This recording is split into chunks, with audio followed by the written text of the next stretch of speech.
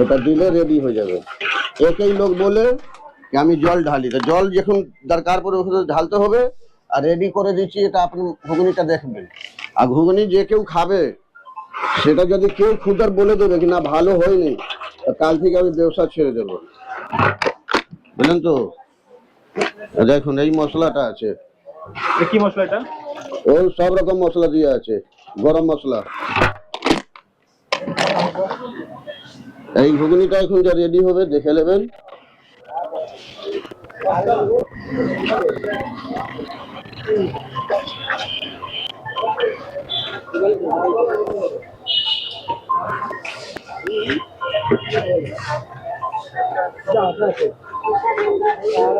হ্যাঁ দিচ্ছি।